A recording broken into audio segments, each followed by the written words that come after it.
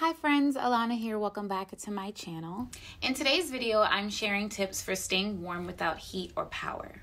Right now, our friends all across the US are experiencing the aftermath of this winter storm that just hit. Places like Texas, Oklahoma, and Kentucky, where they don't ever normally see snow like that, they're covered in ice and snow right now.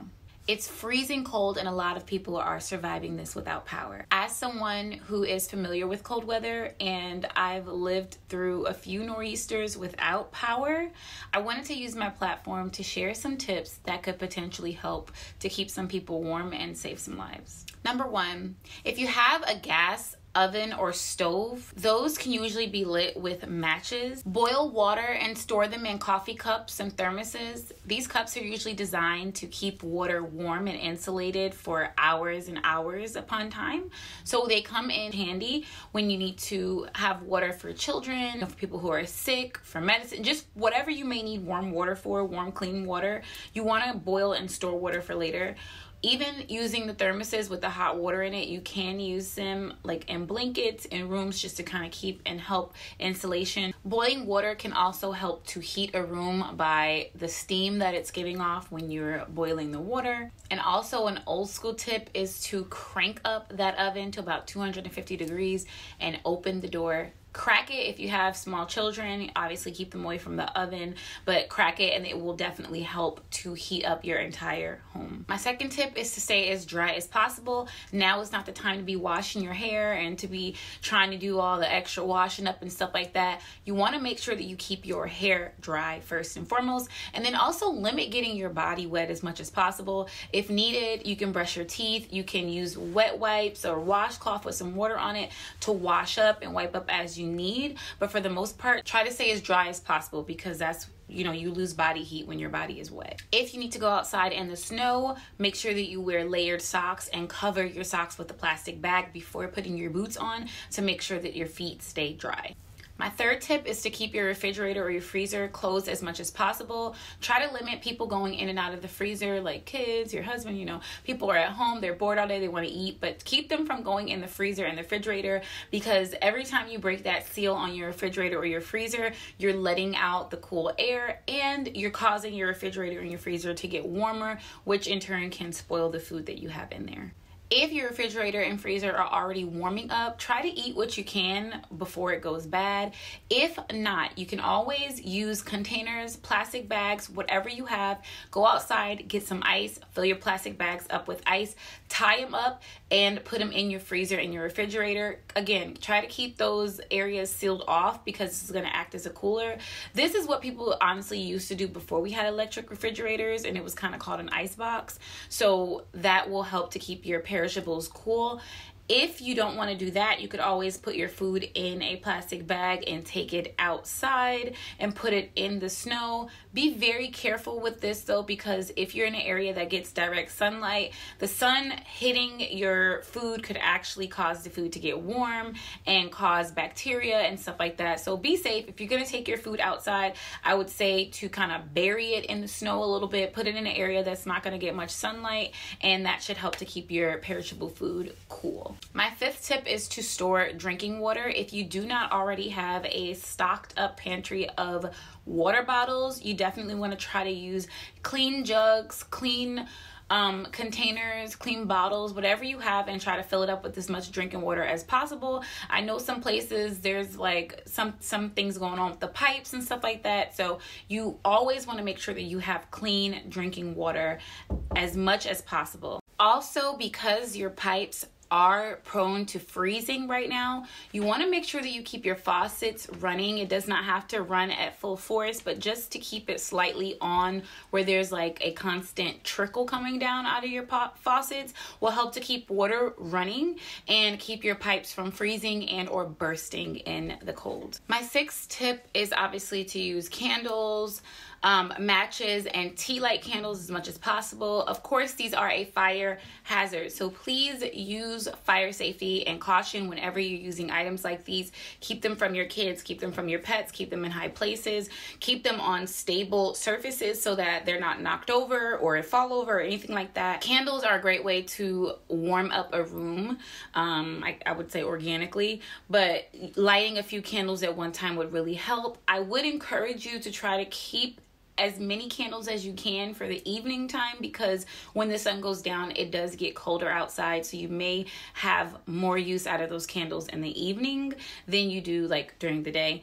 Also, tea light candles are great. I know that there's a video I think going around on TikTok that someone's making, like they're showing you how to make like a heater out of like a terracotta pot and tea light candles. I will link that down below if you guys are interested in seeing that as an alternative to using a heater.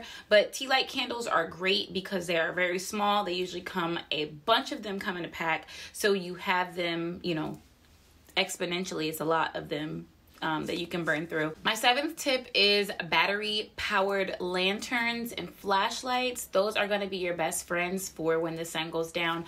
Unfortunately, we are in winter right now, which means daylight savings time, which means that it is getting darker earlier. So around 5 o'clock, the sun is going down and you're gonna need light, you know, to kind of move around. And especially if you have younger kids, they're probably not tired yet, they're ready, you know. So you want to make sure that you have flashlights and have lanterns. My 8th tip is just to choose one room to inhabit, okay? So heat rises, so if you do have levels in your house, you may want to choose a level that's kind of on the middle floor. If you don't, then that's fine.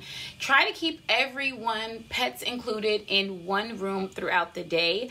Body heat is going to be our best friend right now, so getting everyone to stay in one room, only leaving to go to the restroom, that's going to help keep the heat concentrated in one place. Try to choose a room that doesn't have too many windows or openings, and also any window and opening you need to insulate off, which brings me to my next point, which would be to insulate your room by covering your windows with plastic bags, plastic wrap, towels, blankets, clothing, anything you have. You want to make sure that you're insulating not only your windows but your walls and your floor. If you don't have carpet, if you have hardwood floor, if you have tile, if you have laminate, lay down those dirty clothes, lay down your clean clothes. Like, now is not the time to be worried about keeping your house clean. It is about survival. So make sure that you're layering, you know, clothes against the walls, the floors, to just kind of trap as much heat as possible. Same thing with doors. You want to layer blankets under the door to trap as much heat in the room as possible. Another great thing that you can do, if you are someone who camps, you probably already have all of the stuff that you need in your house anyway.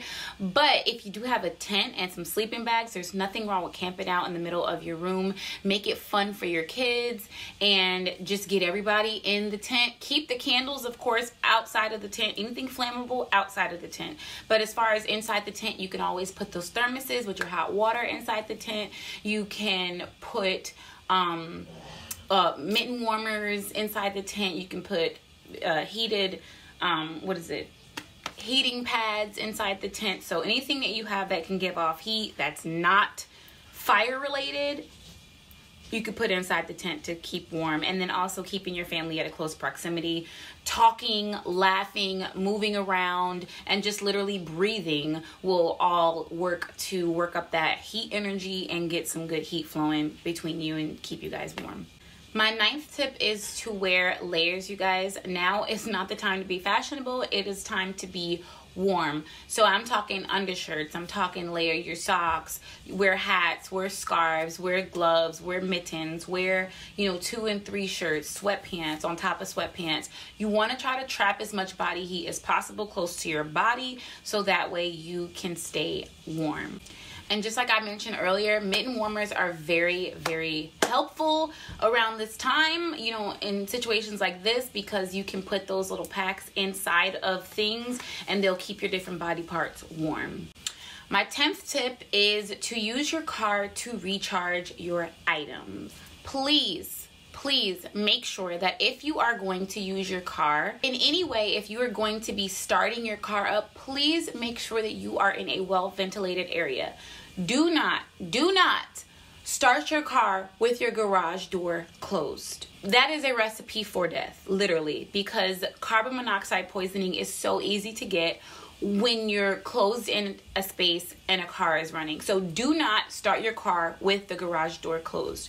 If you're going to open your garage, or if your car is outside and you want to use your car, always make sure that your tailpipe is clear and that carbon monoxide is not being sucked back into your car and blowing right at you through your vents, because it is colorless, it is odorless, and a lot of times people don't even know what's happening, and it's just really bad. I just actually saw a news clip yesterday. A mom and her daughter passed away trying to heat themselves up in a garage with the car running, and that's why I'm doing this video today, is because these tips can save a life. I know it is cold, you guys, but please do not, for any reason, sit in your car with the garage door closed and run the car. It's not safe whatsoever. Also, do not bring your grill inside the house. There, under no circumstances should charcoal or propane ever be burned inside of your home. And do not bring your generators inside of your home either. And just as a bonus tip, this is the time to pull out the books, the crossword puzzles, the board games, the coloring books, all that stuff for your kids to be entertained. It's gonna suck for a little bit, because after they get tired of playing outside in the snow, they're gonna be bored because there's no TV, there's no internet, and there's not really much for them to do. Now is not the time to let them sit on electronic devices all day, because you guys do need your devices in case there is an emergency. You need to call, for help. You need to get in touch with your family in other states across the country. People need to get in touch with you to make sure that you're safe.